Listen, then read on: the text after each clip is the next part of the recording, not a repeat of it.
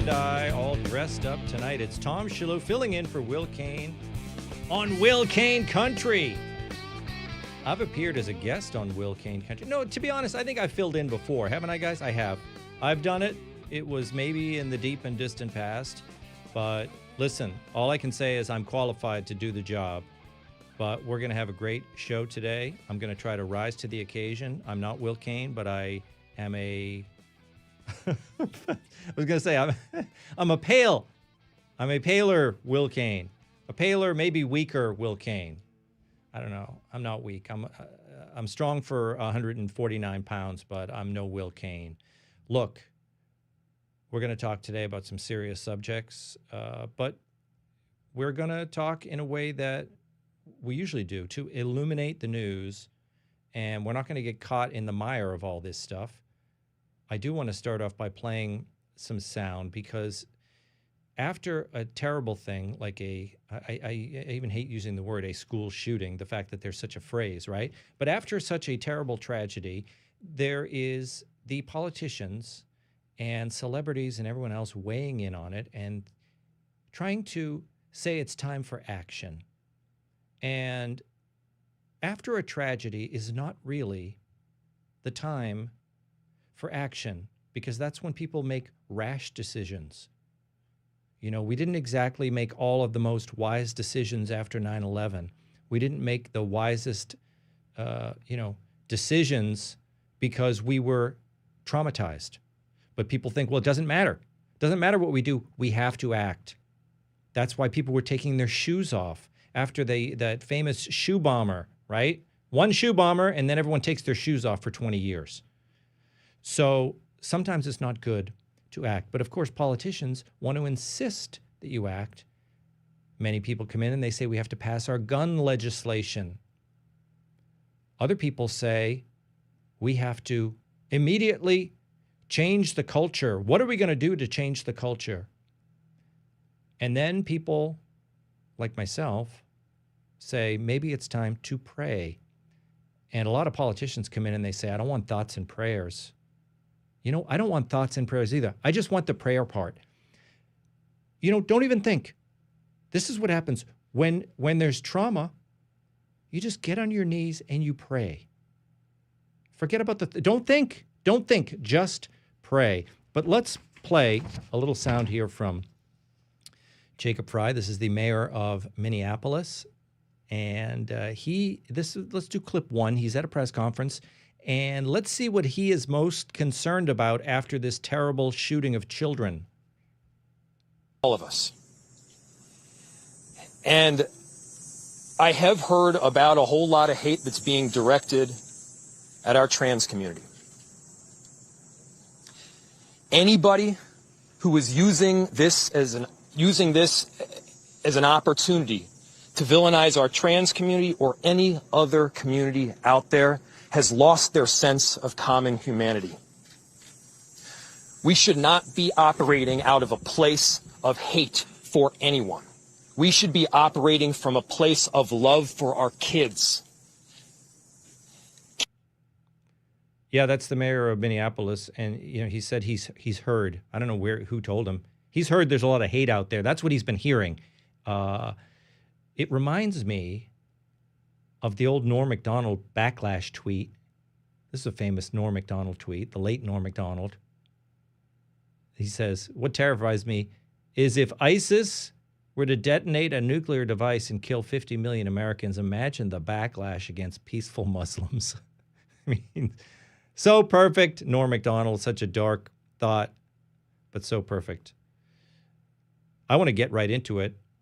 I have more sound from the mayor of Minneapolis, but why don't we bring our guest in, Michael Knowles from the Michael Knowles Show, and I think we're seeing each other, right, Michael? I see you on your on the monitor here. I got you. I have you, Tom. Thanks for having me on. Beautiful. I think we did work together one other time, and we weren't in the same room, just like we are now. It was at a pro-life event. We both had tuxedos on, but this was back during that foolish period in America where everyone had to do everything on Zoom, right? Yes. And so we hosted a kind of a black tie event, but unfortunately, it was only on the internet. I could have worn my tuxedo T-shirt. It would have made no difference in those days. That's right. Well, Michael, I'm sure you've been keeping up with all the reactions. We're starting with the reactions of the mayor of Minneapolis. Jacob Frey is worried about the backlash against the trans community. Does that surprise you? My first thought was the very same first thought that you had, Tom, that was to the Norm bit. He was doing the Norm bit, except Norm was telling a joke, and this mayor was dead serious. And, you know, with this kind of an issue, you have to ask yourself, okay, is it mental health? Is it ideology? Is it religious? And the answer is it's obviously all of these things. But on the transgender point, you know, this was common sense until about 6 or 7 years ago. But if you're a person who thinks he's the opposite sex, that is dispositive evidence that you have a serious mental problem. And we used to try to treat that, and we used to try to help people who were having serious mental problems so that they weren't a danger to themselves or to others. And now it's flipped completely on its head, and I think he knows that. I think a lot of the reaction from Jacob Frey and other people who have said similar things is coming from a place of a kind of guilt. Say, well, we can't acknowledge that people who are displaying obvious mental problems, maybe spiritual problems too, that there were warning signs here. And so you have to completely ignore that, distract from that, and thereby distract from the tragedy that we've all seen. It's a completely absurd reaction, and he's rightly receiving a lot of ire for it. And don't you think that the people who do talk about this issue, if they're talking about that as a mental illness, they're coming from a place of compassion? I don't hear people out there, you know, these right-wing thinkers saying now it's time to round up anyone who's trans. The idea that someone's going through trauma and that needs to be addressed. It would be the same thing as if you were wondering about the effects of SSRIs or some of the other issues that people have in modern society, that people on the right are saying we have to address this issue, but how can you address it if they're just going to label our concern as hate? Yes, of course. I mean, it obviously comes from a place of charity, and this is why during all of the trans discourse, which really I think was basically settled, this was the final horrific culmination of it. But you know, even the people who have been pro-trans have really run away from embracing that issue because we know, according to the largest data sets on it, that the trans surgeries and the trans hormonal procedures and all, none of that ameliorates any of the associated conditions, the depression, the anxiety, the suicidality. And look, this is common sense. When you lie to people, that's not going to help them. You know, we have this old-fashioned view that the truth sets you free and that lies are very cruel. And people have tried to flip that on its head, and they've called us haters for telling the truth, but really clarity is charity as far as I'm concerned. Yeah, there was always that statistic that you would hear, and I mean, I still hear it when people talk about the argument for, you know, intervention, surgical intervention. They say that would you rather have do you want your child to commit suicide is what they're saying, right? Yeah. Would you rather have a living daughter or a dead son? It's even why, you know, it's been reported that the mother of the shooter signed off on a name change from a male to a female when he was a minor.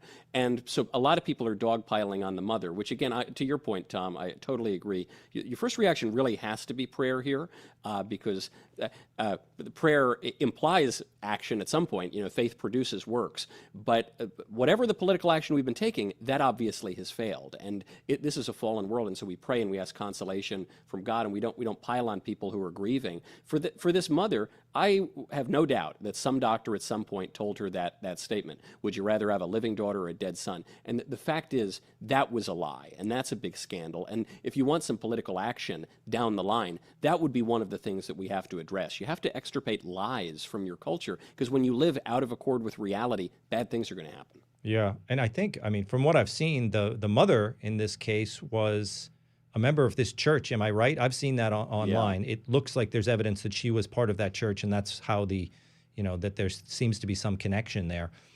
We talked about prayer and, the phrase thoughts and prayers. I think the mayor, Jacob Frey, has thoughts on the thoughts and prayers. Let's play that sound. And the amount of pain that they are suffering right now is extraordinary. And don't just say this is about thoughts and prayers right now. These kids were literally praying. It was the first week of school. They were in a church. These are kids that should be learning with their friends. Okay, you know, the last couple of sentences he said there, I think you and I would agree with him there. These are kids that should be in church, they should be praying, they should be with their friends. But his line about he's sick and tired of the thoughts and prayers, Jen Psaki said the same kind of a thing. Nauseating. Yeah, I mean, It's nauseating because what is in there, look, Fry is a fine politician, so he gussies it up in all this sentimental language. He's mocking dead children is what he's doing. Because what he is saying is, well, these kids were praying, and a lot of good their prayers did them, huh? Where is your God now? What he is saying is tantamount to what the shooter put on one of his magazines. It's a mockery of religion, it's a mockery of prayer, and it is therefore a mockery of the kids who were praying. And it's nauseating. He should leave public life in disgrace.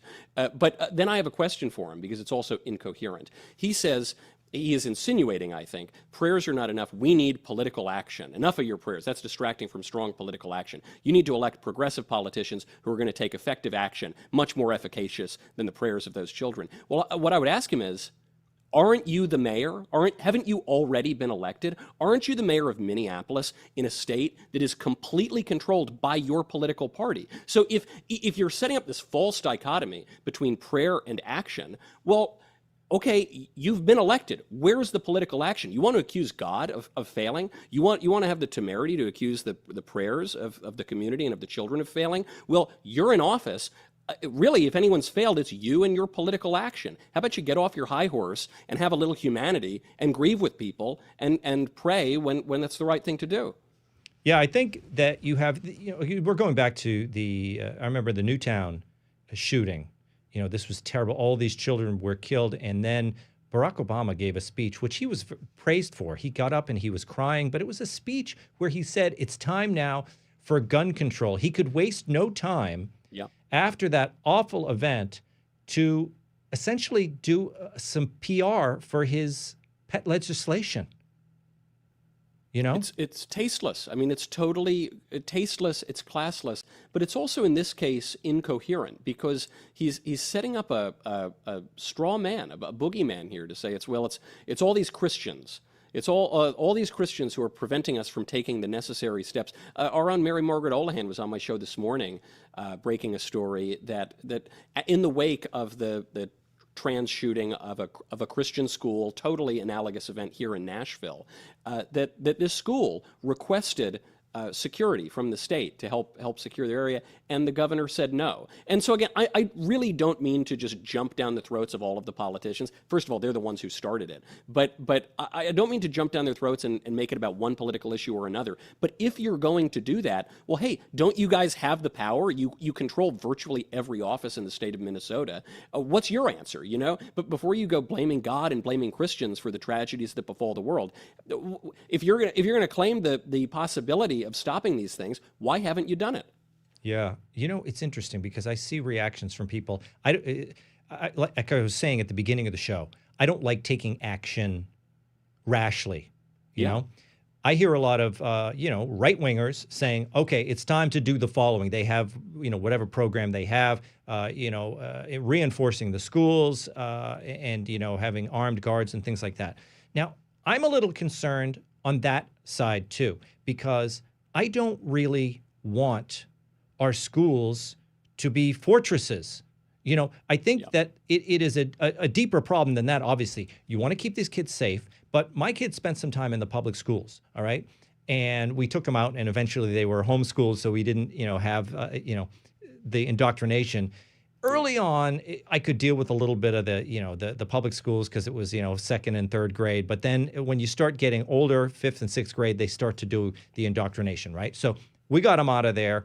But they were doing, at the time that they were in school, they were doing lockdown drills. And my daughter, I mean, this girl's coming home. She's in third and fourth grade, and she's poking fun of the lockdown drills because they're quite silly. And even a third and fourth grader knew that they were engaging in theater and that it wasn't making anyone safe. So they said, we had another school shooter drill today. I mean, it's so strange that kids were kind of laughing about it. But of course, that's what you do when you're a kid. And the kids can recognize that it's kind of idiotic for them to be doing these drills. But I do want the schools to be protected. But my question is, what do you do? Because I don't want kids going to school in a fortress. I want them to have the window open. that like I had. I was looking out at the birds tweeting, because I had a little bit of, ADHD and I couldn't pay attention. But my school was open and I walked to school. I said it in my book, the first chapter of my book. I said, I remember going to kindergarten and my mother pushed me out the door and I said, "Where's the school?" And she said, "Follow the other kids, you'll get there." Yeah. And that's what I did. There was groups of kids and so that's the kind of childhood we grew up in. I want my kids to have that as well. But of course, I don't want them to be vulnerable to lunatics. What do you think about this kind of a thing, about everything I've just said right here? Well, of course, going back to good old Uncle Aristotle, he says virtue is the mean between two extremes. And so on the one hand, you don't want the schools to be totally vulnerable. But as you say, on the other hand, you don't want it to be like Fort Bragg or something. That would be totally unreasonable. So then what that means is, yes, you need to have reasonable security measures. But obviously, you've got to get to something a little bit deeper here, something beyond some white paper from a think tank or some policy wonk order coming out of a bureaucracy. Yeah. And this is where I think the mayor's mockery of religion is so profoundly stupid, because the people who were in the church obviously take religion seriously, and the shooter obviously took religion seriously. We're seeing pages coming out of the journals and out of the manifesto, and there are videos that have come out, and there's a lot of religious language there. On the magazines and on the guns, you see, "Where is your God?" You see, "Take this, all of you, and eat," which is a mockery of Christ's words at the Last Supper, where he says, "Take this, all of you, and eat of it. This is my body, which will be given up for you." Those words are recited in the holy sacrifice of the Mass. This is deeply demonic stuff. In the video that reportedly was shot by the shooter, there's a target practice, and on the head of the target is an image of Christ in the Passion with the crown of thorns on him, weeping. And there's a page actually in the journal in which the shooter draws himself looking at a mirror, and in the mirror, it's not his face, it's the face of a demon. So all politics ultimately, all human conflict ultimately comes down to theology. That's what Cardinal Manning said. He was right then, and it's true today. So it on so many levels, this mockery of religion, of man's spiritual nature, of trying to just give everything to the merely political realm.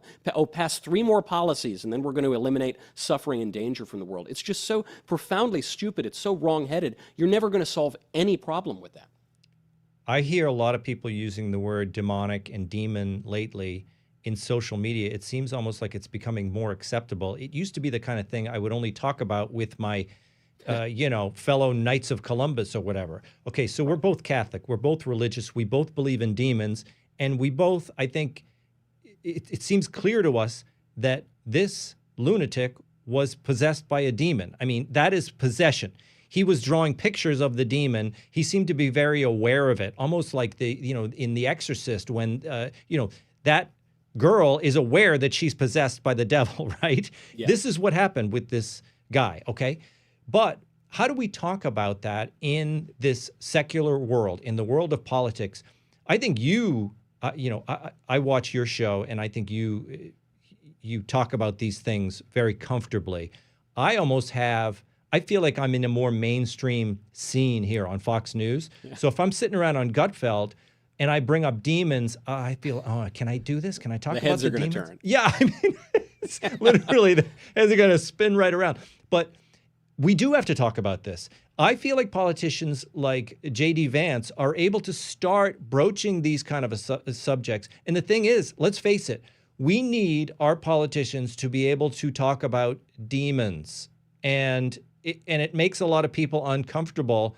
How are we supposed to do that without freaking everybody out? Well, there's a masterclass actually that came from the late great Antonin Scalia. Because look, I don't see demons under every rock. I'm with C.S. Lewis, who says there are 2 opposite errors you can make with demons and the devil, say. One is you pretend they don't exist. The other is you find them under every rock. In this case, especially when you look at that page of the journal where I say the shooter drew himself, he looks in the mirror, it's a demon. He has written some things on the page. The first thing he writes in the top left corner is, "Who am I?" There's all these other jarring things, but "who am I" is really prescient because we recall Moses at the burning bush. He asks God, "Hey, who are you?" And God says, "I am who I am." Christ says, "Before Abraham was, I am." God being himself, not just the source of being for everyone else, but actually being. And so this question, "Who am I?" rises. When you turn away from God, when you lose your connection to God, you're left with this pitiful question. You don't know who you are. You try on all these different identities. Okay, that's a more of a secular way to talk about it. Antonin Scalia, 2013, did an interview with New York Magazine. It's one of my favorite interviews I've ever read. Some know-nothing girl is interviewing him, and she's saying, "What do you believe about good and bad and the moral law?" And he theatrically leans in and whispers. He says, "Not only do I believe in God, I even believe in the devil." And she starts kind of making fun of him. She says, "You believe in the devil, huh? Oh, wow, boy, that's got to be awful scary." And they talk about why the devil doesn't show himself anymore. He says, yeah, because now he got wilier. He realizes that the best trick he has, as Baudrillard says, or Baudelaire rather says, is to convince people he doesn't exist. But at a certain point, he turns it on her. And he says, "Do you realize how out of touch you are? Do you realize that for most Americans believe in the devil? Do you realize that for most of history, most people have believed in the devil?" And the killer line is, "Many more intelligent people than you and me have believed in the devil."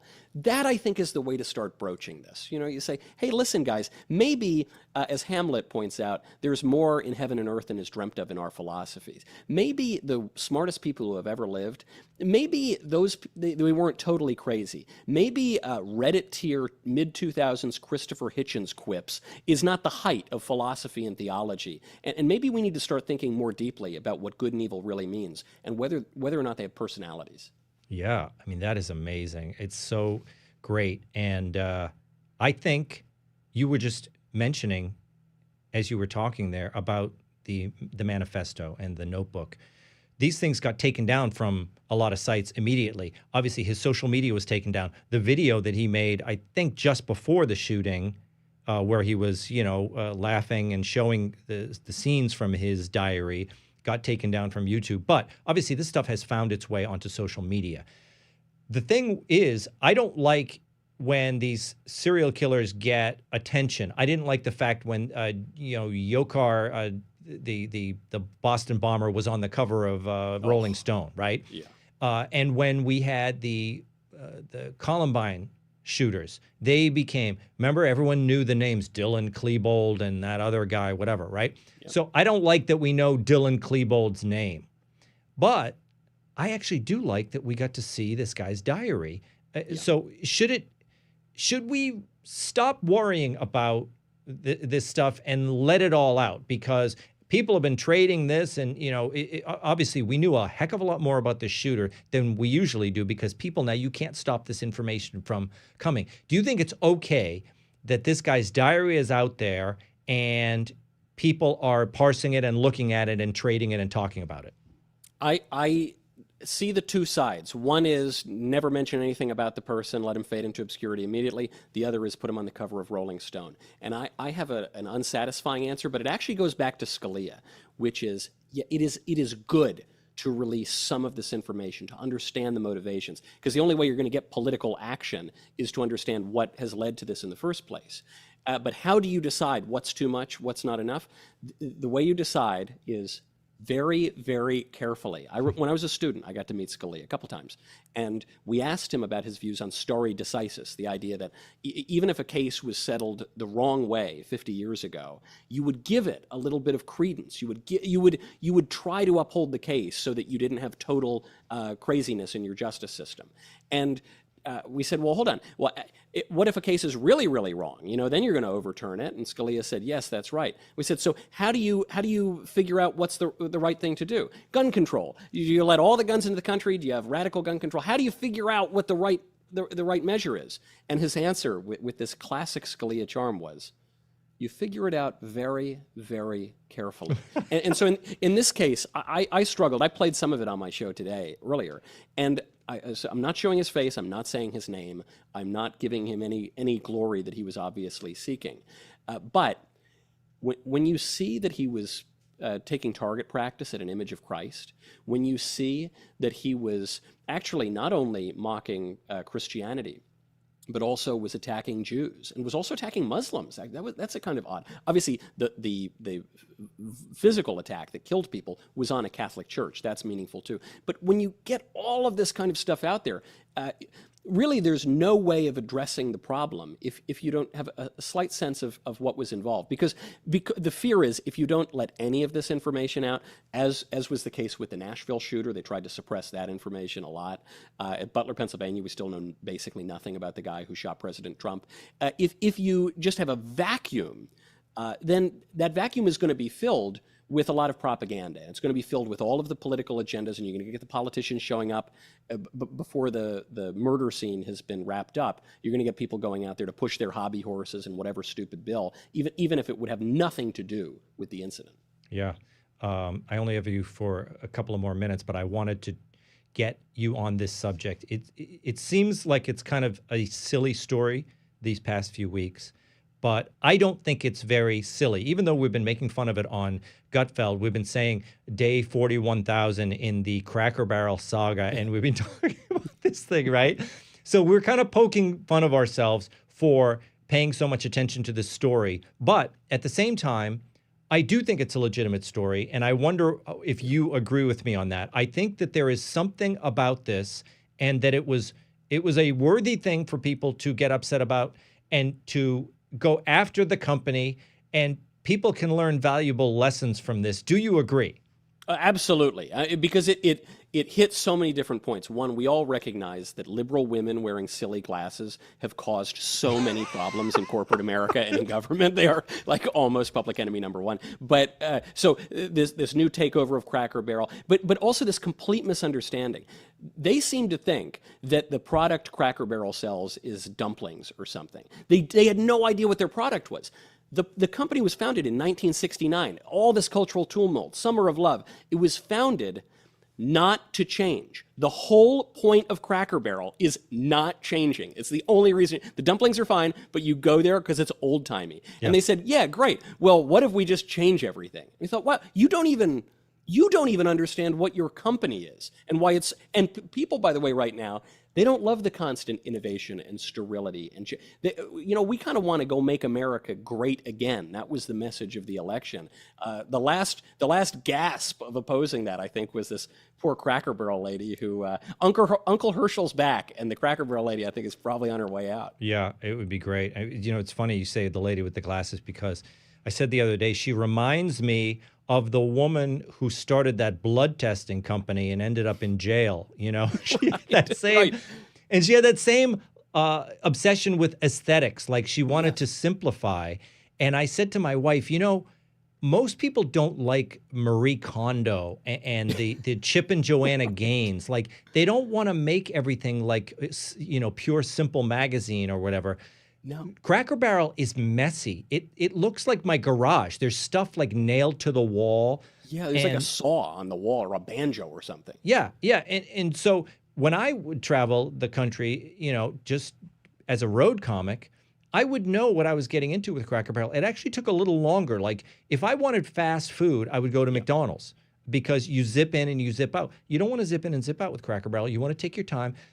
Sometimes they're a little bit behind. The employees aren't, they're not like boom, boom, boom. So you have to wait outside. So you sit in the rocking chair and, you take in, you look at some of the crafts, and maybe there's a peg game. Yeah, yes, the peg game. And this woman, she comes in and she says, "Hey, yeah, forget about the logo for a second. Just even on the interior," she said, "You know what people really want from Cracker Barrel? They want a hospital cafeteria. That's what they're really coming here for." Exactly. Yes. So the idea that people went crazy and they were screaming and everyone was making fun of, the latest MAGA obsession, whatever. But it just shows you people don't understand the way we want to live our lives. Yeah. That's right. We make everything an ideology now. Some people just want like a traditional, normal way of life. And when they try to say it was all MAGA that brought Uncle Herschel back, let's not forget the Democrat Party, through its official Twitter account, said, "Hey, listen, guys, we agree. The rebrand sucks too." Okay, yeah. Listen, hey, this woman, she's actually a great political figure. She's the only person to bring both sides together, maybe in my lifetime. That's fantastic. Michael Knowles, this was great. Great to have you. So glad I always say this when I'm filling in people. Thanks for not canceling. No, I was even more excited, Tom, when I saw you were there. That is great. Michael Knowles, the Michael Knowles Show on Daily Wire, and hopefully we'll host a pro-life event together in person someday. In person, that'd be great. Yeah. Yes. Thanks for being with us. Okay, this is Tom Shillue. I'm filling in for Will Cain on Will Cain Country. We're going to take a little break, and we'll be back.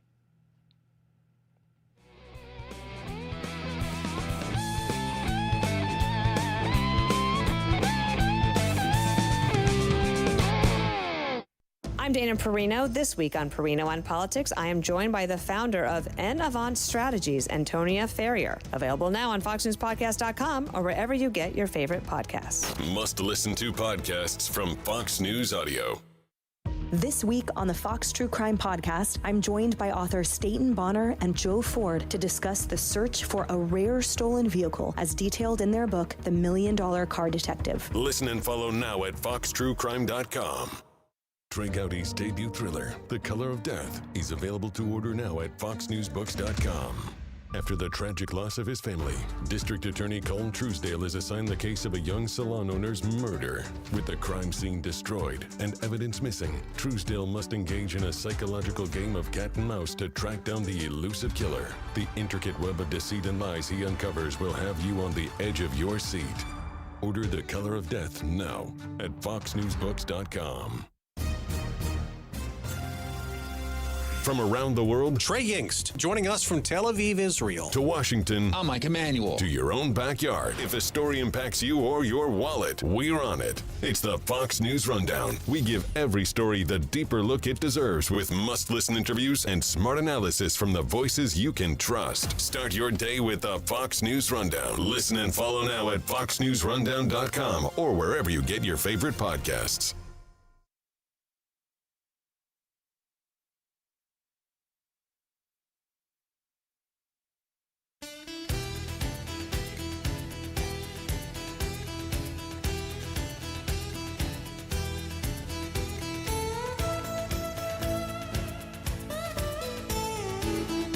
Tom Shillue back.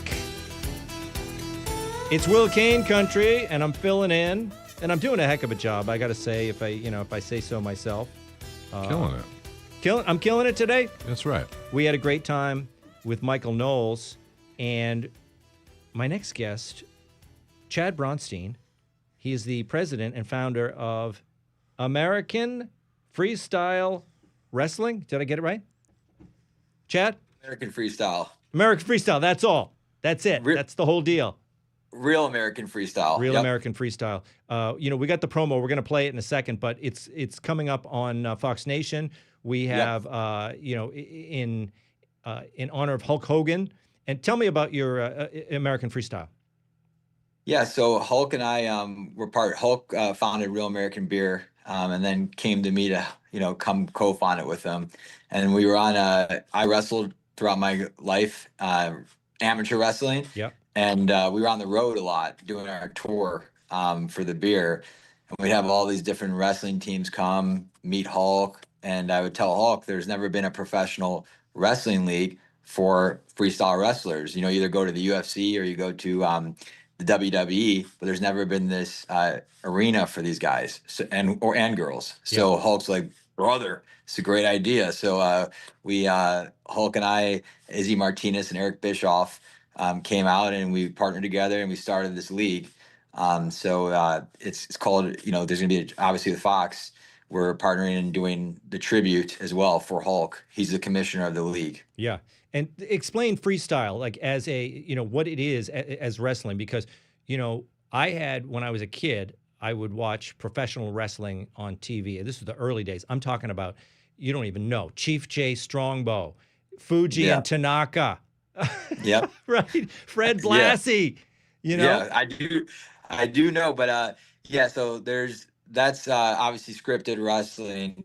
Freestyle wrestling is what you watch in the Olympics, right? Yeah. So it's there's folk style wrestling, which you wrestle in college, and then when you're done with college, the wrestlers that continue their career, they wrestle freestyle, which is in the Olympics. Yeah, and so it's the same like in high school. We had a wrestling team in high school, and those guys did that's freestyle, where the two guys are down there in the onesies and they're wrestling for points, right?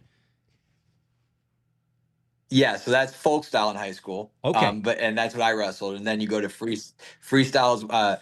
Freestyle is the Olympic style, but it's similar style wrestling, but more the wrestling you did in high school. Yeah. There's more action in the freestyle, more throws, more excitement. I see. It's interesting. Now, why? Why is that? Are they protecting high school guys, or is freestyle very traditional? And I mean, I'm sorry, is the folk style very traditional, and then freestyle has kind of taken that to another level? Is that right?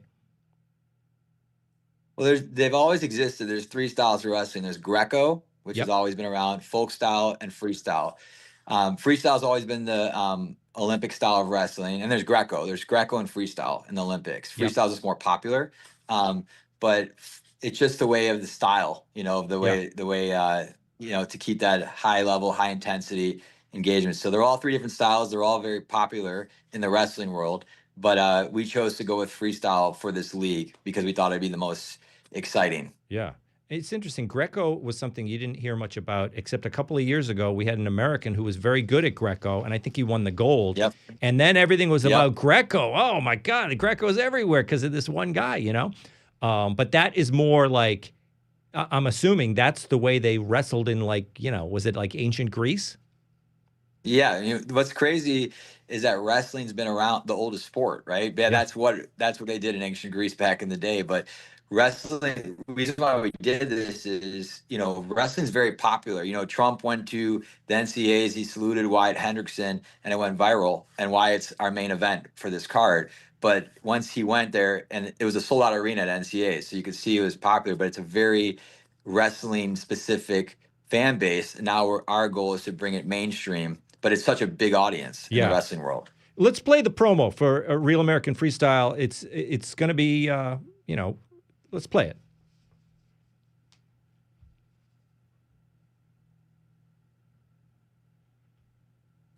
You were our guy. They've stuck with me through thick and thin, brother.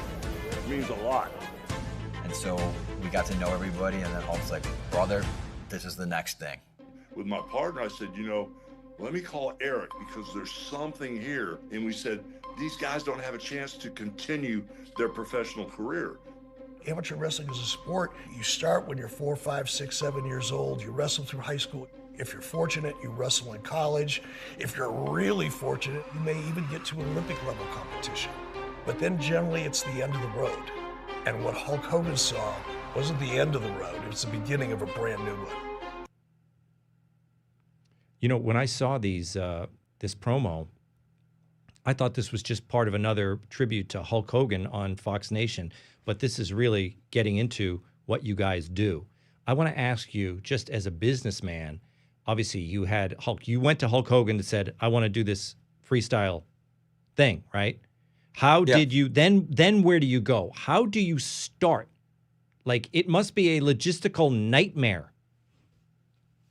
Well, yeah, so we were quiet about it. Hulk, we brought in Izzy Martinez, who actually was very connected in the wrestling world. We had to spend some time really building relationships with all the wrestlers to get them to sign. We signed the best wrestlers in the world. And then Hulk's like, brother, we got to bring Bischoff involved. So Bischoff, we brought involved to, the packages you see. Yeah. He's obviously brilliant from the content perspective. But yeah, Hulk was always the kind of person that before we launched something, he wanted to spend the time learning about it and actually seeing if there's potential. Yeah. So Hulk got to meet a lot of the different athletes.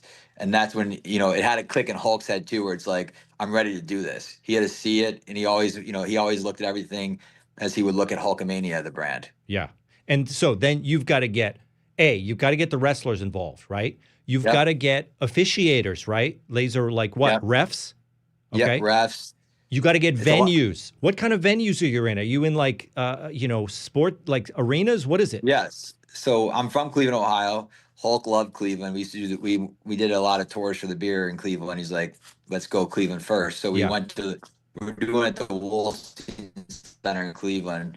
Pretty sizable arena. AEW just did it a couple weeks ago there for the Wolstein, but they have a pretty good good size. But yeah, arena size are usually between like 7,000 and 10,000. But there's, like you said, there's a lot that goes into it. We raise capital from Left Lane Capital, which is a big venture firm that focuses on emerging sports leagues. They incubated this with us from the beginning. But yeah, there's a lot of different factors that go into it. You know, it's not some small event. Like, this is a sizable event with good capital invested, and we want to make this successful for this sport. Yeah, incubate. That's such a business term. I like that. They're incubating it. But yeah, I mean, you got to raise tons of capital, and then you got to let people know about it. There's so much happening in the world today. I know because I just do small shows. I perform at comedy clubs. So I go into town. I play Wise Guys in Salt Lake City this weekend, right? And then the club has a mailing list, and people come and see me. It's fantastic. And how do they pay the bills? 2-drink minimum. People buy the drinks. They get to see me. Everybody has a good time, right? But with you guys, this is on the higher level. I also tour with Greg Gutfeld, okay? Greg's a big name. When I tour with Greg, I do the opening act, and then Greg comes out. We're playing now, I guess you'd call them stadia, right? Or sports arenas, right? Greg's got to sell 5,000 or 6,000 tickets. You can't just do that with a mailing list. You've got to invest. You got to have, everything, all sorts of media, and you got to have product tie-ins and everything like that. So you're doing well. Yeah, I mean, I would say we're promoting, pretty hard on this, right? So I think we have obviously Fox Nation's our partner. Yep. They've been working with us, but we have we're targeting everywhere, like you said, what you guys have to do for those arenas. Yeah. We're doing the same thing. We built a good mailing list, but you can't rely on the mailing list if you're trying to fit 6,000 people in an arena. So we're running a lot of advertising. We do a lot of good PR. We're letting the athletes go out and speak to different outlets. But we're lucky that we're fortunate enough that also Hulk and Eric Bischoff have also sizable promoting names as well, and they've leaned into this. So it's been a full court press strategy here. But we did this 4 months. We announced it 4 months ago. Yep. So it wasn't so we've pushed pretty hard. Yeah. And what's the demographic? I mean, you got guys. You think of the wrestling crowd, right? It's like young males, okay? So I'm assuming when you're in there with the venture capitalists, they're talking about who's our audience and the target market and things like that. I'm sure it is a wide range, and you have a certain amount of young, like kids. Are there young guys coming? Their dad has to bring them to the stadium? We have tons. So we have tons of kids coming to the stadium. Yeah, because you got a lot of the clubs. That's a great question. Like, what's exciting about this is kids never had a pro outlet here to look. They look at the UFC, and they looked at Hulk. They looked up to Hulk Hogan. A lot of the athletes that we have, but like you said, you watched wrestling back when you were younger, right? So we're giving the kids an outlet to look up to the guys they look up to already that are college NCAA champions or Olympians. So a lot of youth programs will be there, and demographically, the fastest growing sport in America for women is wrestling right now. So you also have a huge audience of women that will be there as well, because there's a ton of women wrestlers. Yeah. How's wrestling doing in, like high schools? When I was in high school in the 80s, our wrestling team was pretty serious. And, they were always the guys making weight, oh, I can't have lunch, I'm making weight, But the wrestling guys were stars. And there was something about wrestling that was unlike any other sport because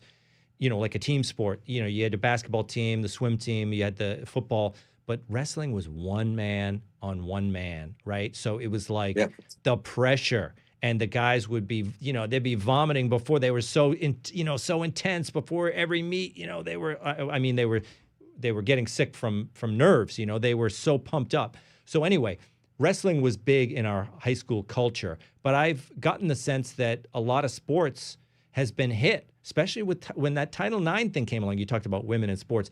Title IX, some of the wrestling teams were getting cut because they had to, have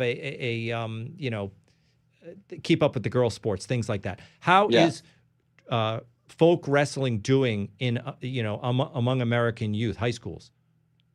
It's actually huge. It's growing. It's a really fast. That's so, like, back to your question earlier about business. Like, when you're raising capital, they look at how much audience growth have you had in the sport. Yeah. And so there's a significant growth for youth. I think there's around 2.2 million youth wrestlers, which is a lot for the sport. Yeah. And then so I would say it's growing. College-wise, it's also growing, right? So obviously with NIL, it's going to continue to grow. But you have your Big Ten schools, which is obviously the big part of wrestling. But I'd say high school level in the states that in states like Pennsylvania, Ohio, Illinois, California, Iowa, Minnesota, those states, wrestling high schools, pretty big. Yeah. And so you said it's really growing for females, and there are females involved in the freestyle, your operation?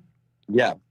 Yeah. So we have Sarah Hildenbrandt. That's the Olympic gold medalist for, she's wrestling in the league. And then Kennedy Blades, who's also a silver medalist Olympian. So on this card, there's two different women matches. Yeah. You know what? I think that's great. And I'm going to give you my opinion and see, what you think of it. I imagine you might not agree with me on this, but I think wrestling for girls is great. Okay. But I don't like seeing MMA females. Like, I know they're big, Ronda Rousey, the whole thing. Like, I don't like watching two women beat the heck out of each other.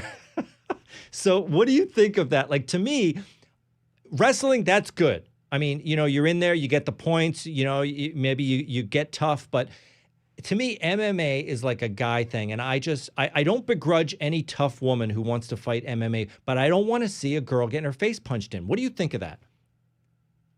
I mean, I actually am best friends with one of the top championship fighters, Juliana Pena. Yeah. So I love her. Listen, I respect them like hell. I respect them, but I just don't want to watch it. Do you know what I mean? Yeah, I know. Some people have your opinion. For me, I've been, on the side of Juliana for some time, so I've gotten to see how much she works at it to become the champion. Yeah. But I think what you're saying is, in the wrestling side, women, you're not getting bloodied in wrestling, right? Yeah. So for the women's side, but it's still an aggressive, like, from a training perspective, like a lot of the top UFC fighters, you probably know this, but they're wrestlers. Yeah. They started off with wrestling. So it's a foundation for combat sports. Yeah. Look, when it started, when MMA started, those cages, everybody thought it was the guys who were going to pound the hell out of someone's face, right? But they were getting killed by the wrestlers, right? I don't know if it's kind of evened out, but in the beginning, the wrestlers were dominating. Am I wrong? Yeah, but then the wrestlers are considered boring because they're not, if they use wrestling to, protect themselves and win matches, then people were like, oh, they're not throwing enough punches. But Mark Coleman, who's that movie's coming out with him on the Smashing Machine, he was a Ohio State champion and also a freestyle wrestling champion. And then he went to the MMA and became a champion. So you're right. The wrestling is a lot of the champions that win, they use wrestling as a method. I'm telling you, for me, when I watch those, there's nothing more thrilling than watching some big dude with long legs get wrapped up by a wrestler, and he's about to get his femur broken by the wrestler in a hold, and he taps out. Like, to me, that's the greatest thing I've ever seen. Yes, it's pretty intense. That's for sure. Yeah. And I think that's what this league is show you is, like, a lot of those wrestlers, they don't have anywhere to go, right? So, like, there's two wrestlers in our league that are PFL champ, two-time PFL champ, Lance Palmer, and then Darian Caldwell is a two-time Bellator champ, and then Bo Nichols, a current top prospect in the UFC. And they were all started off with being NCAA champion wrestlers. Yeah, that's great. Well, listen, I think it's thrilling. I mean, I could talk to you all day about the business side of these things because I think when you start up something, I don't know how people deal with all this stuff, but it's very thrilling. And I'm so glad, before we lost him, you had the help of Hulk Hogan. And I just wish you all the luck in your league, and I hope everything's going to go great. And I'm excited that Fox Nation is partnering with you, and that thing's going to get great ratings, I'm sure. Well, thank you so much, and I appreciate your time. Thanks, Chad Bronstein. Thanks for being with us. We're going to take a break, and then we're going to have a final thoughts, and we're going to talk about where is Will? Where's Will Cain today? Why does he have an amateur filling in for him? And we're also, maybe you guys can review, we're going to do a little kind of segment called How Did Tom Do as a fill-in host. All right, we'll be right back.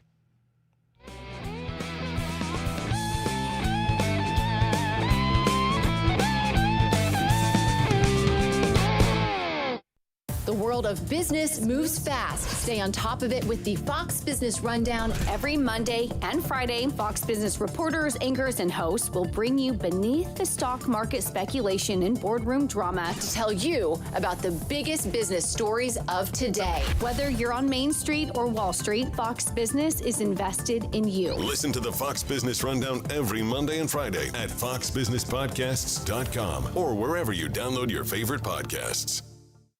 Fox News Audio presents My Son Jeffrey, the Dahmer Family Tapes. He was one of America's most notorious serial killers. Now, never before heard family recordings offer new insight into the mind of Jeffrey Dahmer. This next conversation is between Jeff and I. My Son Jeffrey, the Dahmer Family Tapes podcast. Absolutely nothing is too great not to be forgiven. Right. Listen and follow now at foxtruecrime.com. It's time to take the quiz. It's 5 questions in less than 5 minutes. We asked people on the streets of New York City to play along. Let's see how you do. Including the pre-Super Bowl era, what NFL franchise has won the most NFL championships? I'm going to say the Cowboys. Good guess. I would say the Packers. Take the quiz every day at thequiz.fox, then come back here to see how you did. And thank you for taking the quiz.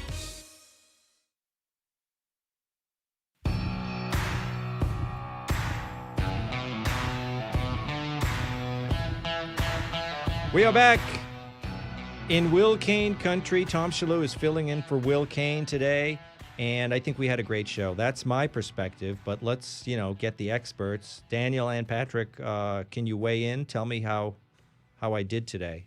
No, Patrick, you go first. I think you did a great job. So unlike Will, you brought a level of compassion.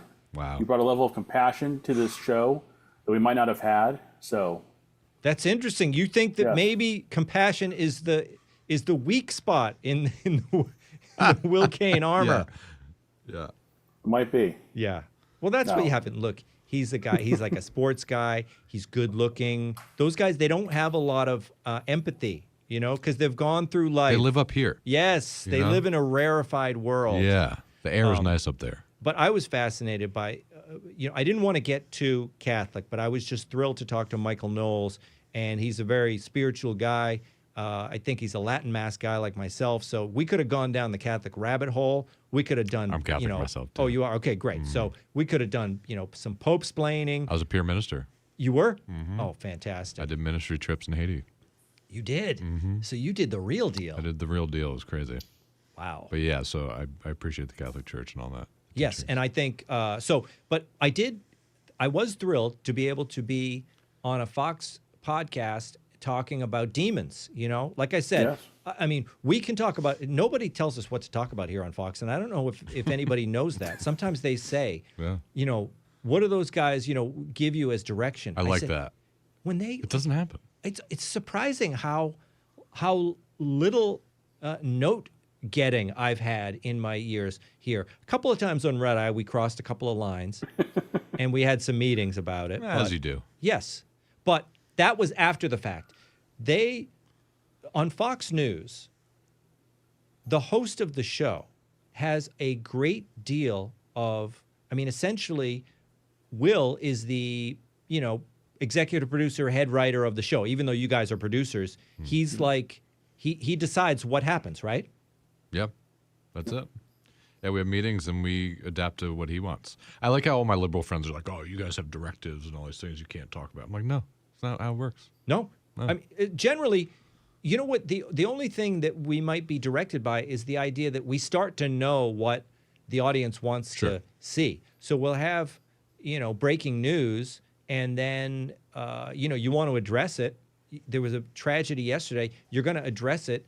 But then on Gutfeld, we're going to go back to the silly news that our audience wants. But, that's not what Dana's going to do on America's Newsroom. Dana has hard news. She has people who want to keep up with the news of the day. So every host has kind of their own perspective on what people want to hear.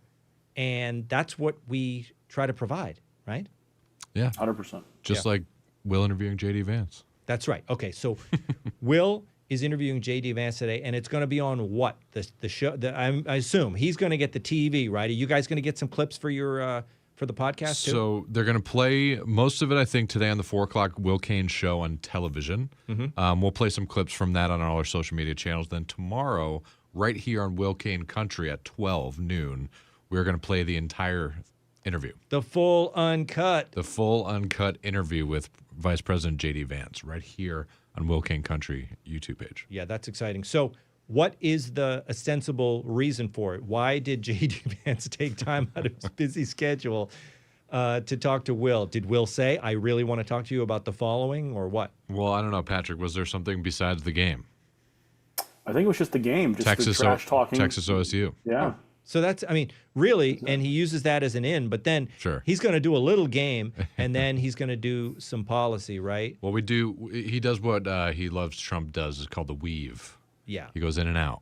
He's gonna weave so hard. Little lighter topic, harder topic, lighter topic, harder topic. You telling me that Will Cain does the weave or J.D. Vance does the weave? Will Cain does the weave. Yeah, I'd be careful doing the weave if I were J.D. Vance. I mean, I don't know if the man would appreciate that. I know. Maybe later in his term, he's gonna gonna step on toes. He's gonna give the weave over to J.D. Vance. Yeah.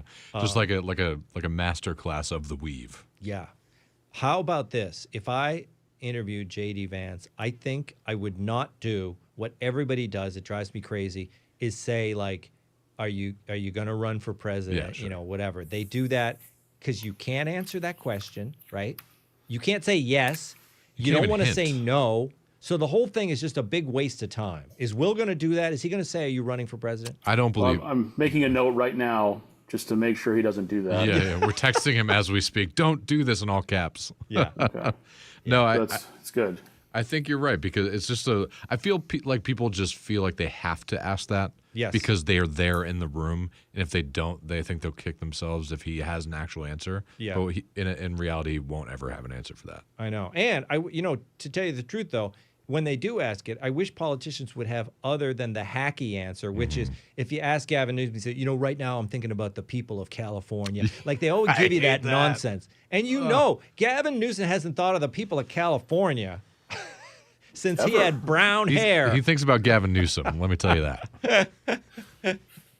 Yes. So I think that's it's a great opportunity, and I always I'm going to be tuning in for it, and then for people, they're going to get the full uncut version. For the OnlyFans version of Will Cain, they can tune in tomorrow on the podcast. But so you'd say, give me out of 10. Was I like a 7, 8 out of 10? I know I wasn't 10 because look, it was a little bit clunky coming in and out of the breaks. You're good. I was looking at my notes. I didn't know Chad's name right off the bat. I couldn't figure out what the name of his wrestling outfit was. That's all right. We figured it out. Okay. We're a loose show. That's here. What we like. We like. Will goes for authenticity. Yeah. So if you authentically don't know someone's name, then that's authentic. You know what? I think, to tell you the truth, I think sloppiness is the wave of the future. Exactly. Because when I see a podcast, if I'm looking at like a Joe Rogan type podcast, the guys have the cans on their head, they're hanging out, it's kind of laid back. I'll stay watching, right? Sure. But if I tune into something that's called a podcast, and I see people doing that old-fashioned walk and talk, like like it was like 60 Minutes, or the lighting is too good, and they have like the cameras framed, makeup on, or the to tell you the truth, to be honest, even the Edison lighting and stuff, I don't want to, that's kind of a Daily Wire thing, but like when it looks too nice.